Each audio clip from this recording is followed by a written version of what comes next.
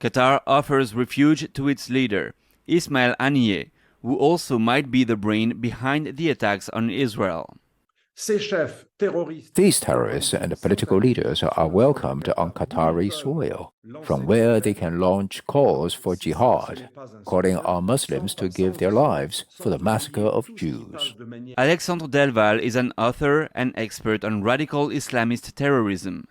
He says, despite what he read in the mainstream media, it's not Iran, but Qatar that's the Hamas's primary sponsor. Qatar, on an official basis alone, gives 22 to 23 million euros every month to pay the 20 to 30,000, some say 10 to 40,000 Hamas officials who run the Gaza Strip.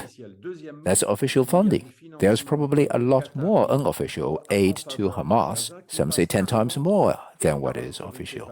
Qatar's leaders have showed opposition to the Abraham Accords, a US-sponsored peace agreement which normalized relations between Israel and some Arab states, arguing it couldn't contribute to peace. While Qatar continues its support for Hamas, it also intends to play a mediator role. Qatar is now involved in talks with Hamas and Israeli officials over a possible swap between Israeli women and children seized by the terror group and held in Gaza in exchange for the release of Palestinian women and children.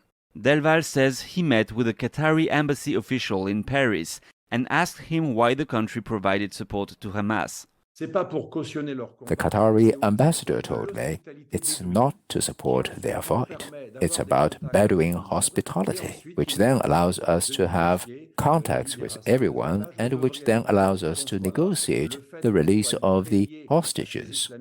You should be happy that we are involved. The fact that we have close ties with these radical Islamists means that we can help you when some of them go too far, because we are their friends. Delval says the country's leaders are engaged in a double game with the West. A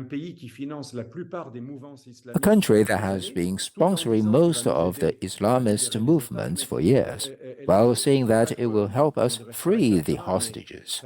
I don't want to be cartoonish here, but it reminds me of the mafia. They come to protect you. If you give them a ransom, they will protect you from themselves. David Vives, NTD News, Paris.